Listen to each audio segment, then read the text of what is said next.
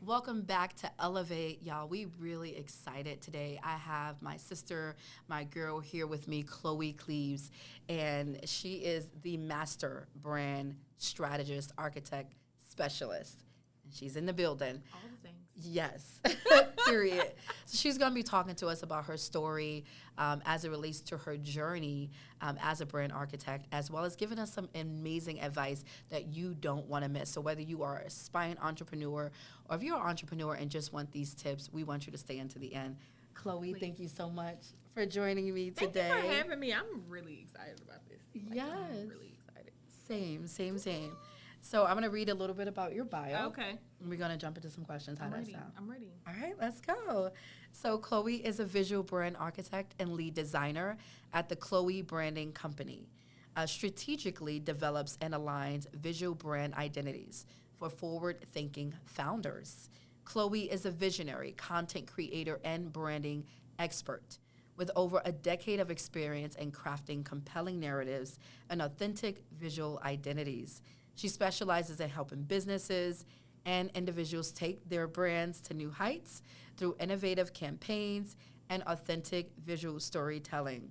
With Chloe, it's not just about content creation, it's about empowering you to take control of your brand's direction and really disrupting the narrative. Yes. There's a story behind that. There is. There's a I feel story, like I've disrupted a few narratives for myself, for clients, just in general. But there's definitely a story. 100%. I would love to hear, and what I always like to learn is what inspired you into this work.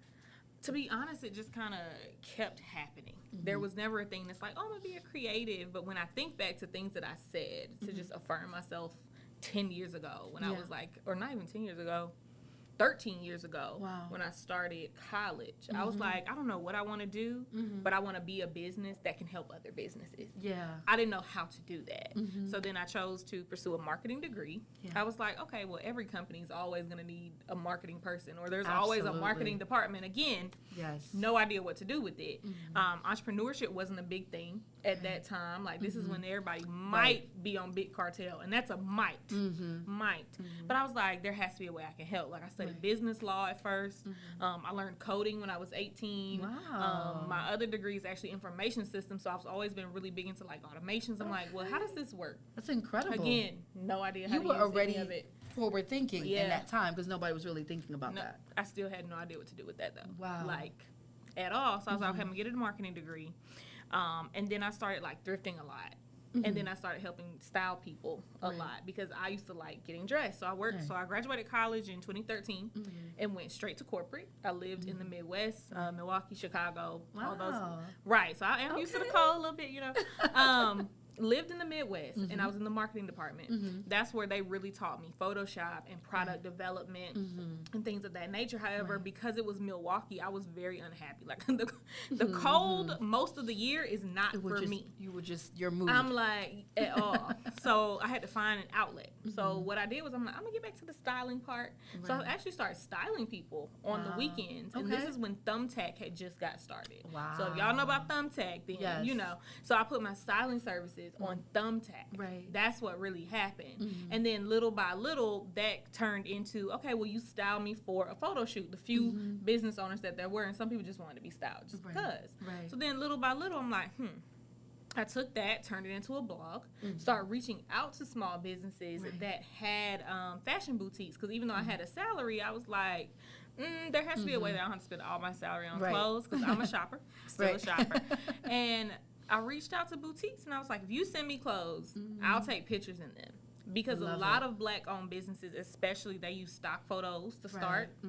And this is, like I said, nobody was entrepreneurs, so everybody wasn't doing all these photo businesses like there were. There were very few photographers, but I've always been very particular in who I want to shoot me, who I want, you know, how I want to be seen, which is important in branding. So I think that's kind of maybe where it started, but just being photogenic. So I would get the clothes, take pictures. Some of them I would even still pay for the clothes. Wow. So just because I just wanted to help. To support. Right. I love So that. I would wear the clothes and then I would give them the pictures Wow. to use so that way their boutiques, you know, looked a little more. I'm like, well, we have to look better. We have to do this. And then That's little huge. by little, I was like, well, let me help you do the website too. Right. And it just kept spiraling into this full package now. So this was never the goal, but it was. Yes. All at the same time. It's a very interesting. That's incredible. I think just your story, how you started, just knowing that you wanted to help people in this arena, not knowing now this is way before COVID even happened, right? Not knowing the world before COVID will literally become digital. And that everything would shift in terms of the way we do business, the way that we interact with customers. But you were already in this sort of wave of thinking before that. So I'm wondering, during the pandemic, how did that change your, I guess, your industry, if any? Honestly, that was my best year in business because I think so many people had the time to really sit down and evaluate their businesses and realize, like, oh, I don't have this in place. I don't have this. I don't have. So that was a good year for me. I did a lot of consultations that year because a lot of people, since they had so much time on their hands, they wanted to do more themselves. So that year I kind of shifted into just giving more advice, helping more, and then people doing their own thing. But then some people were like, listen, this is also why everything is cheaper. So let's do the full package because it's cheaper right now to fly, to get to you, to buy the clothes if I need it for a shoot, whatever the case. So that was a revolutionary year. And I think now, though, I love it. There's so many quote-unquote side hustles that people have now discovered to where sometimes it's hard for people to understand why you need branding because the content space now is what it is. And they're like, oh, all you need is your phone, record everything every day. Yes, but there still has to be that differentiation of visual content you put out that's establishing a brand identity and a brand reputation, not just always, just keep it raw, use the phone. Sometimes you got to go a little beyond that. I love that. This is really good information. Tell me more about the importance of a brand or brand identity in running a business. A lot of people don't know this information or may not feel it's as important, but this is really crucial and pivotal to our success. It is, and a brand is a lot of things. But it's not just, and I know people hear this all the time, but it's not just the colors. It's not just the logo. It is those things, but those things are very subliminal. So you have to really have the science behind them. Like I actually do color psychology. So that's like one of my favorite parts, honestly, of a brand. Thank you. Of a brand identity, because really understanding why are these the colors? What are the main, a lot of people will come to you, they'll be like, oh, this is my color palette, and it has 3 colors. I'm telling you that's not enough. I'm telling you that is not enough. I usually do 8 colors because you have to know how to shift. Like, what are the colors for when the seasons changes to cold? What are the colors for when the energy changes? What are the colors if something deep is going on in the world? And how does that continue to construct a story subliminally to people? A brand is a narrative. And you have to be able to control the narrative if you're a brand owner. Like, what are people saying about my brand and why? What is the reputation of the brand? And even still, a lot of that comes from the visuals. If you're thinking about it from a perspective of, I'm just going to keep using my phone for all the content, okay, yes, that means maybe that gives the thought of authenticity, if anything else, in your brand. But then what else? How long are you going to show just this is the day-to-day DIY aspect? You still have to show the results. You still have to show what you're working towards. People like to be on the journey with you. People like to know, why did you start? Like, there's a lot of things that go into it. So my special talent is to be able to like really spend time with people, talk to the person, get to know them, and take that energy, infuse it into a story, a campaign, a lot of storyboarding, photo shoots. Like, a lot of what I do is photo. There's still design, but I focus on photo because those are things you can't duplicate. Like that, like there's photos, yes, and you can take them, but for a video and to see like the raw aspect of things and to do a design, sure, like you can get custom designs made, but a design, if you think about it, can be traced. So tell me more about like this photo piece. What's the how does that register with people? How does it impact people when they see the photos that you're selecting and the ways that you're laying it out? What's the psychology behind that? If you think about the old saying, a picture says 1,000 words, million words. Y'all know what I'm talking about. Either way, a bunch of words. This one photo says those bunch of words. But so what I do when I'm selecting, so most of my clients actually do let me select the photos because I'm like, okay, these are for marketing. These are for your email campaigns. These are for the website. This is for social. Could be for all of them. No matter. But every photo should say 1,000 words. I love it. So headshots can only get you so far. I know everybody like, I gotta update my headshots. Everybody like headshot. But I'm like, a headshot doesn't say as many words as when you have photos that tell the narrative. So I love that. One fun fact too about photos is understanding the difference between photos from a brand shoot and photos from a campaign shoot. So that's also a difference. That's good. So brand shoot photos are typically where, you're doing the headshots, but you also, you might hold your mug, hold your computer, but now people are getting way more creative, which I love, finally. Right. And so those are just kind of showing people what to expect, what type of quality to expect from you, what to always see from you. Are you polished? Are you fun? Is it high energy? What are they getting from you? But a campaign is typically for a very specific marketing purpose. Okay. So once you start to understand your brand more and people do know what it's putting out, then you can say, okay, I need this campaign to get me more followers. This campaign should sell this specific product or this specific service or whatever the case. So it's focused on that limited time thing. And it's one large push of content versus a brand shoot. You use that for continuous spacing it out, putting it out little by little. So it can go a lot of ways. You stepping on my toes here, Chloe, because I'm thinking about that one little same headshot I be using for bread. I done seen it. I done seen it. And I'm going to get you after this, but it's fine. It's fine. We're going to have to work out a campaign shoot. Is that what it's called? Yeah, I think at some point you're definitely going to need a campaign, especially for like different programs that you guys do. Yes. Like if there's a specific time of the year the program is, that would be a campaign. Yeah. Oh, yeah. You see what I mean? This is good because we got a number of campaigns happening in 1 year span. So I think we definitely going to have to call on Chloe. Please. After this and talk a little bit. Please call. I've been waiting on the call. We gonna make that call, y'all. Y'all hear that? I-Raise folk listening and tuning in. We gonna make that call. So you're a young black woman in business, right? And I know that there are a lot of obstacles and challenges to being a young black woman in business. If you can speak to some of those so that you can help those that are, that identify as you. I think the main challenges for me over time have mainly been funding, but also the aspect of just knowing what to do in business. Because like I said, I started at a time where entrepreneurship was not what it is now. Right. And honestly, I feel like even some people who may identify as entrepreneurs, a lot of people, like I said, they've just been starting more side hustles because everybody's trying to get their multiple incomes and have the money. Like a lot of things are happening out of desperation. Yeah. But for the actual business owners that specifically do that, and it's your actual living, your bread and butter, it makes it very hard if you don't already know what to do. And there's not always the time where you can invest in a $10,000 coaching program or things like that, but you want to do more in your business. So I think the obstacles typically come from knowledge and funding. But I have gone very hard over the past decade to just do what I can and be in the right spaces, be in the right rooms, figure out, okay, if I can't do that right now, what can I do right now? Sure. So there's never a time where you should stop. It's okay to slow down, but never a time, especially if this is something that's really on your heart to do, that keeps you up at night. And I know this is like, typical saying, but you have to learn how to maneuver through that space. That's so powerful. I'm thinking of what are some of the thinking traps. I feel like, I think as women of color, or just as women, we deal with some of our own thinking traps that gets in our own way. What are some of the things that you would say, maybe that you've experienced, that was a thinking trap for you?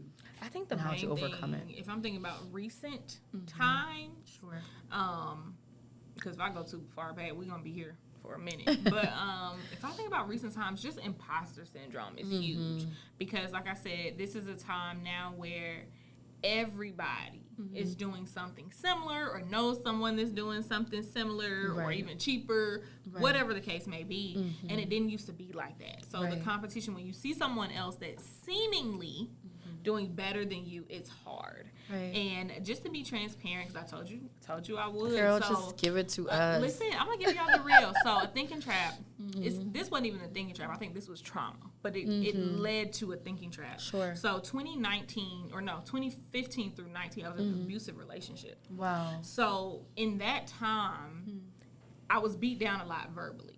Right. So it made it really easy to get in my head about anything. And I didn't realize how that carried on after the fact. Right. So it's like now in the age of, you see so many people doing something similar or seem to be doing better, it can be hard. Like I'm in a way better space now. But that was hard at first to really say like, oh, I'm still valid. I'm still that girl at doing this thing. And a lot of people I know that are on social media, like I know some of the people that have the hundreds of thousands of followers, and in real life, it's not what it seems. So the main thinking trap is to not get stuck, because you really don't know. Like social media does give that power for people to have a facade, but it also gives the power for some people to shrink from their actual potential. That is so powerful. You are actually creeping into a power series that I'm working on, and we're dealing with some of these thinking traps. Absolutely. Wow. And I think it's what trauma, you hit it. Yeah. It is one of the major root causes of a lot of thinking traps that we deal with, especially imposter syndrome. Yeah. Whether you felt beat down before, dealing with insecurities or self-fulfilling prophecies, and those things sometimes they come back. There are negative thinking cycles that you have to break free of by shifting paradigm. And sometimes people don't even realize that they're in the cycle. Yeah. Like you're just happy. Absolutely. Like I know for me at first, I was just happy to be out of the relationship alive, Wow. But then as life kept going, other relationships happened after that and things of that nature. I'm like, we need to circle back. We need to, there's something that needs to be dug deep into. I will say the main thing that helped me overcome was consistency. Yeah. Like to tell myself every day to still post something.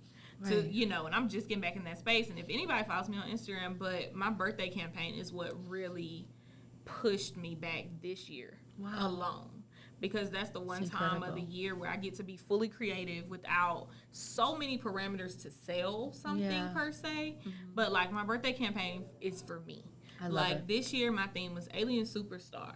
Okay, and the reason, and there's a reason, a lot of people, I've never told anybody this story, but there's actually a reason behind every birthday theme that I do. And this is my fourth one. So what's the story behind the story behind this one is, I know we all in our Renaissance era, but it wasn't that. It just so happened to be a play on words for me. Sure. Like I had to realize, like this was the year where I had to realize that everything that makes me different, because I'm very different from my friends in a sense. Right. Like I'm very different from just people. Yeah. Like every time I'm talking to someone, I'm usually like, I don't relate in that way. Right. But I had to realize those are the things that make me someone that they gravitate to. Those are the things that make me have superpowers. Those are the things that I can infuse into my business. That's the brand. That's the that's the brand. Reputation of things. It's like that is the thing. That is your thing. You are that different thing that you tell people they have to have in their business. So those same things that make me an alien make me a superstar. Oh my goodness, you are all up. I love you, Chloe. And so that's another thing. And I think that it's a powerful thing to come into recognizing that sometimes you think what's your weakness is actually your superpower. I just did a post on that like a month ago. Could it be that your weakness is actually your superpower? Wow. And that's what a lot of times we think, for me, I think it was my lived experience going through trauma. That was I thought it was my alien. But in reality, it was my superpower. I love what I endured, what I sustained. The trauma, abuse, domestic violence, very similar to your story, growing up, living in a homeless shelter, so many things. Oh, wow. Was my superpower. But I was so ashamed of it. And shame is one of the things that will keep us from embracing our potential. Too. And the things that I feel like sometimes the things that we may be ashamed of, we have no reason to be. Yeah. But the thing is, no one talks about their traumas. Right. So you don't even know that someone could have went through the same thing. Yeah. Like, I even just look at people that even seem misfortunate, and you just don't know what they've been through. Sure. Like, to really stop and think before you judge someone, before you really, try to project something onto them because it's different from you. Absolutely. I think that goes unseen a lot by everybody. Right. And I think it's important that we embrace all of the things about ourselves and stop trying to, I think what our challenge has been is also trying to blend with mainstream and succumbing to culture rather than being who we are. And it's all easier said than done. Oh, that's the thing. The pressures. It always sounds like, everybody say that, but honestly, I don't even think you can hear it too many times because you don't even realize how sometimes you might have already shrunk back. It's right under your subconscious. You don't even realize. So, yeah. That's a C-line moment for people that don't know what that means. That means pause and think about it. Like, think about that. Yeah. I think there's a lot of times we don't pause. and just take it in for a second. Be like, I definitely have a lot of those moments every day. I'd be like, hold on, like, let me, and then I'd be like, let me get back to it. I'm ready. I can keep going. I love it. Tell me more about your healing journey. You talked about, some of the traumas you went through. I'm wondering if there's any connection between your brand and your healing, even like your superpower becoming I this definitely think incredible woman that you are today. I definitely think there is, because the way that I do visuals, and I think you've asked me this before, but the way that I do visuals, what makes them different is the fact that I make sure that my clients know it's okay. Yeah. That their alien makes them their superstar. We're just going to keep with the... Oh, come on, Chloe. We're just going to keep with the analogy. That's good. Let's go. We're going to keep with the analogy, but the thing that makes them who they are is what I try to infuse into the brands visually and subliminally. Yeah. Without, like, it might not be a person where you have to tell your entire story. Sure. To, and you're not going to be able to physically touch everybody in the world. Like, nobody is. So you have to figure out, like, how do I put my energy? Like, I have one client, she's so down to earth, one of the sweetest people. But if you don't know her, she may seem like, okay, she just likes really nice things. And she does. And she works hard for these nice things. Right? But at the same time, I had to tell her everything about you that some people may not be a fan of is what makes you you. That's what we're going to infuse into the brand. If you like nice things, we need to make sure women know that it's okay they do this and have nice things. Absolutely. And that's part of the brand, like to make everyone feel inclusive and beautiful and things of that nature. So every client is like that. Like, I spend so much time with them to really just learn what is their thing, what is their message, but I do that from a visual perspective. Yeah. And you have to think, I know messaging is huge in business. You got to have, your business plan and your about and all that. All that's important, not negating it. Sure. However, if you think about it, especially from the content perspective, the ads, the website, anything people see, they see it before they read. That's right. So if you're not captivating those words, I'm not saying words can't sell for you, because I know how important copywriting is. Like, I've worked with the professional copywriters and things like that. They're worth the investment, period. However, if you think about it like this, if you just see a page, if you think of an email when you first draft it, it's just white, and then you're typing black words on it.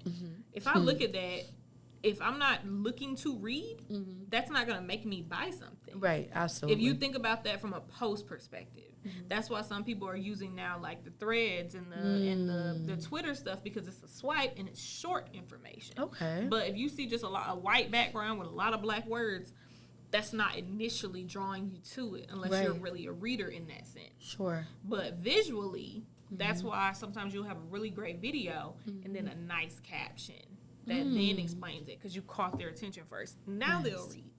Right. So it goes a lot of ways now. Wow. It's things you invest in first before you spend so much money on visuals, because it does get expensive, but there's a reason for sure. Yeah. For sure. So business owners, entrepreneurs, we must invest. Yeah. And what is it visuals, or is that under marketing budget, or where would typically it would be under marketing budget. Under the marketing budget. Some people might have a brand budget. Every business is different, but marketing for sure. Right. And that's another thing different about campaigns and brand shoots. Brand shoots, yes. You're supposed to use your pictures to sell things, tell people stuff, all that. Sure. But campaign shoots are typically specifically to make you money. So if you ever talk to a photographer and you tell them, oh, I want to do this campaign, and you're wondering, why is their price higher than if it was a regular brand shoot? It's because it's specific. They're probably even buying additional equipment to make this campaign look a specific way, because they know this is to tell a story.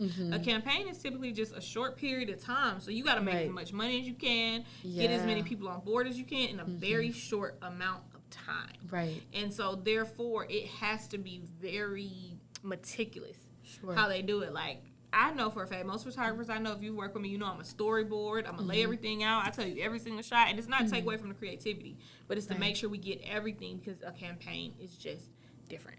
Wow. Like, you're supposed to have specific selling goals and all of that stuff. And it comes with territory. It makes sense, finally. I always wondered, when I'm doing my campaign, I ran for office 2 times, one in Atlanta, one in New York City. And I would always wonder, why is everything so expensive with these campaigns? Campaign shoot, campaign photos, and it was always a story. We would go into certain environments and capture certain photos and talking to constituents and so forth. So it makes sense now. I understand. Even if you think about influencers, when they do campaigns, the photographers typically would charge them because they know typically these companies are paying them thousands of dollars. So this is for a specific campaign, and it's also including for their usage rights, right? Intellectual properties. Sure. There's a lot that doesn't go seen to the naked eye if you're not in business or if you're new to business. Like you have to really be at a space to understand it. Wow. This is incredible, but one of the key takeaways that I am taking away from this conversation is the importance of being authentic. Yeah. And that people connect at the level of authenticity. And that you've been helping people to embrace their authentic self, but in doing so, you have to embrace yours. So I love that theme, but I'm wondering if you can give any tips or advice to women or young aspiring entrepreneurs that may want to take that leap of faith, but may be a little afraid to, or maybe dealing with their own thinking trap. To be honest, you just have to start somewhere. And I know that sounds very cliche, but you just have to do something. Like, even if one day you write the post but don't post it, at least now you have the post. So now what's stopping you the next time, you know what I mean, to actually post the post. Yeah. Because I think content, I realize, is what gets a lot of people stuck. Yeah. I don't know what it is Talking about the about content me. Specifically. The content is what gets people stuck. So that's what I did. Like, really, you don't have to put the pressure on, I got to do it all in a day. I got to do this. Just start. Tell someone your story. Don't be afraid to tell someone your story. Don't be afraid to do that one thing. What I do, every time I get an idea, I write it down. When I have the capacity to do one, I just go down the list and cross out what I can. And then I realize, when I look back, I realize I've done most of the things. Yeah. So keep pushing. Like, you can't not do it, because somebody's transformation is literally waiting on you to put it out there. That's so powerful, y'all. I had to learn. I just need to say that soundbite. Somebody's transformation is waiting for you to put it out there. Yeah. Wow. Yeah. That's incredible. This has been so good, Chloe. I'm soaking it all in. Your story is so compelling, so powerful. Thank you. To come from, all that you've endured and to rise up out of that as a powerful, young, Black, successful entrepreneur. It is commendable. Oh, thank you. Thank you for having me. Like, I enjoy this conversation. A lot of times sometimes you have to realize how important you are in real time. Absolutely. Just a value to the world. So I appreciate it. Yes, let's go. You are a value to the world. And thank you for taking your space in the world and for standing, in your place of power, because by you doing that, it liberates others to do the same. Transformation was waiting on me. Yes, let's go. Transformation is waiting on you. And even though we didn't plan this when we brought Chloe on, you told your story, it is also Domestic Violence Awareness Month. Yeah. And so we do want to encourage those that either have family members that might be in a domestic violence relationship, or whether you are in one now, just remember that you are not alone, that there is certainly help for you, and this is not the end. This is just one of those things that you may have gone through in life, but you can rise up above this. So we are testaments as two women that have dealt with very similar circumstances, that you can rise out of this too. You can. Transformation 100%. Is waiting for you. Any last words, Chloe? I enjoyed. I guess, am I supposed to tell them where to follow me or something? Please, how to follow you. I'm the Chloe brand on all socials, TheChloeBrand. The Chloe Branding Co. for the business thing. So if you type it, I promise both of them probably going to pop up. They start the same way. But yeah, I hope to do this again. Yes, we enjoyed you, Chloe. And please reach out to her if you are ready to take your business to the next level. This is your girl here. She's going to hook you up. We're going to call her, too, after this. So, we got some work to do. Y'all see the shift. Just know what happened. I love it. Well, y'all, we love you guys so much. We appreciate you for connecting and for subscribing. Go ahead and do us a favor and share this out to a colleague, a friend, or a family member so we can continue amplifying these positive messages. Stay tuned. We'll be back. We'll see you soon.